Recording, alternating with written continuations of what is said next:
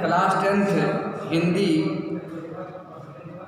पद्यखंड तुलसीदास, शीर्षक है पन पथ पर का तीसरा छंद, जिसमें राम लक्ष्मण और सीता तीनों बन जा रहे हैं।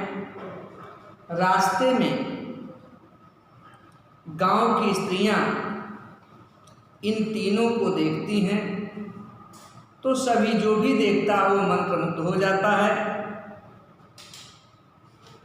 एक स्त्री अपनी सखी से कहती है कि हे सखी, रानी मैं जानी अजानी महा, पवि पाहन हूँ ते कठोर हियो है, राजहूँ काज अकाज न जानो, कहोती को जिन कान कियो है, ऐसी मनोहर मूर्तिये, बिछुरे कैसे प्रीतम लोग जिए हैं, आखिन में सखी राखी बेजोग, इन्हें किमि कै बनवास दियो है।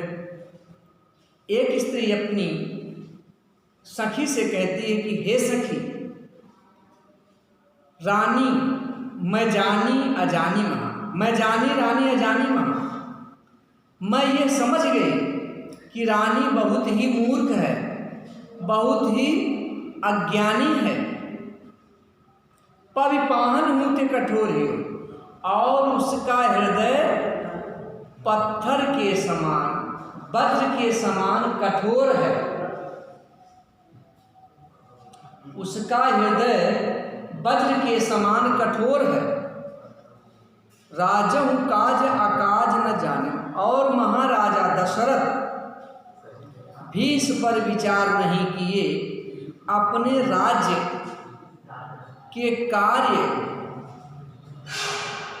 का लाभ हानि अच्छा बुरा न सोच करके, कहोती को जिनकान कियो, वो अपनी पत्नी कैकेयी का कहा मान करके उसकी वाली कर दिए।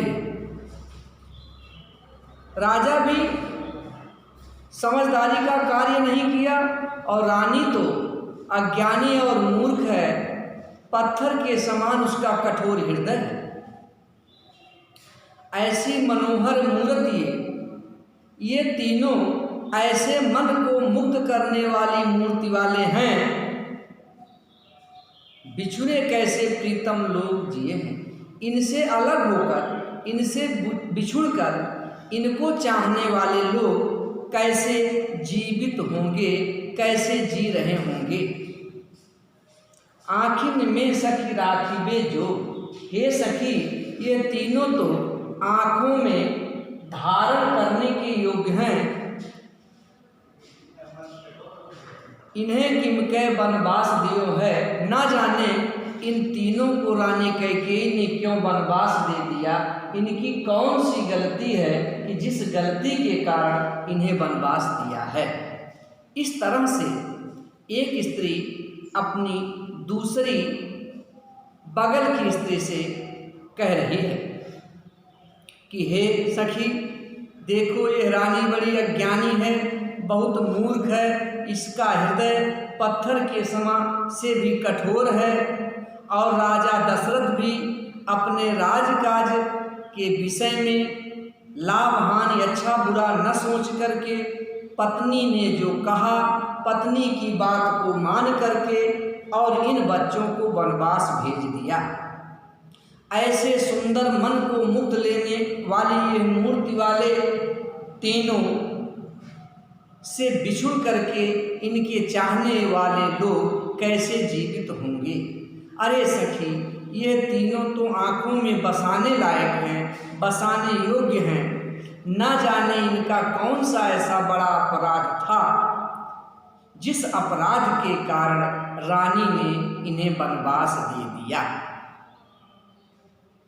गांव की स्त्रियों का संवाद बड़ा ही मनमोहक है, गे पद छंद है,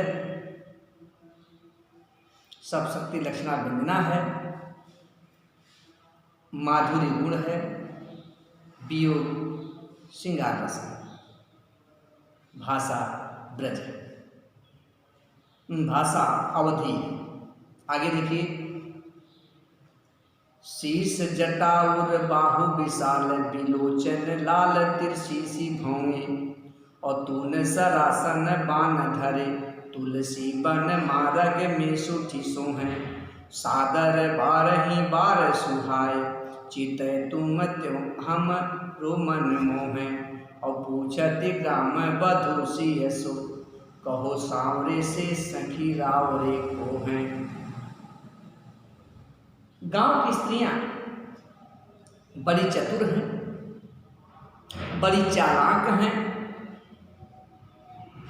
उनकी जिज्ञासा बढ़ती जा रही है। आपस में चर्चा करती हैं कि चलो हम उस स्त्री से पूछते हैं कि ये बड़े वाले तुम्हारे क्या लगते हैं और ये छोटे वाले क्या लगते हैं। ऐसा विचार करके वो सब स्त्रियां सीता जी के पास जाती हैं, कहती हैं कि हे सखी, शीश जटा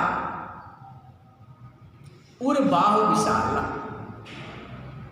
जिनके सिर पर जटा है, उर बाहु हृदय और भुजाएं विशाल हैं, बिलोचन लाल नेत्र लाल लाल हैं, तिरछी सी भौंगे, भौंगे तिरछी हैं, तूल तरकस सरासर धनुष बाण और बाण धारण किए हुए हैं, तरकस धनुष बाण धारण किए हुए हैं, वन मार्ग में सुसो हैं, अब इस वन के रास्ते में चलते हुए जो बड़े सुंदर दिखाई दे रहे हैं। सादर 12 ही बार सुहाए, बड़े सम्मान के साथ बार बार हृदय उनकी तरफ खींचता हुआ चला जाता है। तुम त्यों हमरो मन, और हम सबका मन मोह लेते हैं। हे सखी, मैं आपसे पूछती हूँ, पूछत ग्राम बधू सियसु, गांव की स्त्री सीता जी से पूछती है, कहो हे सखी बताओ, सांवरे से सखी रावरे, ये सांवले वाले कौन हैं और ये गोरे वाले कौन हैं। रावरे माने गोरे वाले, सांवरे में सांवले राम के लिए आया है और रावरे कृष्ण के लिए आया है, सखी सीता के लिए आया है। हे सखी बताओ, ये सांवला तुम्हारा क्या लगता है और ये गोरा तुम्हारा क्या लगता है। कैसे देख लीजिए, गांव की स्त्रियां सीता जी से कहती हैं कि जिनके सिर पर, दोनों लोगों के सिर पर है, जिन दोनों के सिर पर जटा है, हृदय और भुजाएं बड़ी हैं, लाल लाल आँखें हैं, भौंगे तिरछी हैं, तरकस धनुष बाण धारण किए हुए हैं, इस वन मार्ग पर चलते हुए बहुत सुंदर दिखाई दे रहे हैं। बार बार आदत पूर्वक उन्हें देखने की इच्छा होती है, वो उनकी तरफ हमारा हृदय खींचता हुआ चला जाता है। हे सखी बताओ, मैं आपसे पूछती हूँ कि ये सांवला वाला आपका क्या लगता है और गोरा वाला आपका क्या लगता है। सीता जी गांव की स्त्रियों की ऐसी चतुराई भरी वाणी को जब सुनती हैं तो मन ही मन प्रसन्न होती हैं और मुस्कुराने लगती हैं और सोचती हैं कि चालाकी का जवाब चालाकी से दिया जाए तभी अच्छा लगता है। तो सीता जी देखिए क्या करती हैं, सुनि सुंदर बैन सुधारस साने, सयानी है जानकी जानी भली, तिरछे कर नयन दसैन तिन्हें समझाए, कछु मुस्काए चली, तुलसी तेहि अवसर सोह सबय अवलोकति लोचन लाहुवली, अनुराग तड़ाग में भान उदय विकसी मनो मंजुल कंज कली। सुनि सुंदर वैन सुधर साने, अमृत के रस में सने हुए सुंदर बाणी को सुन करके जानकी, सीता जी सयानी हैं, ये गांव की स्त्रियां बड़ी चतुर हैं, जानी भली, अच्छी तरह से जान। सीता जी ने अच्छी तरह से ये जान लिया कि गांव की स्त्रियां जो हमसे बात कर रही हैं ये बहुत चतुर हैं, इनकी अमृतमयी वाणी जो हम सुन रहे हैं बड़ी चतुराई से ये बोल रही हैं। चतुराई का उत्तर चतुराई से दिया जाए तो सीता जी ने क्या किया, तिरछे कर नैन, सीता जी अपने नेत्र को तिरछा कर लेती हैं, सैन दय, आंख को मटका देती हैं, तिन्हें समझाए, और इस तरह की अदा द्वारा उन स्त्रियों को समझा देती हैं, कुछ मुस्काए चली और कुछ मुस्कुरा करके आगे बढ़ जाती हैं।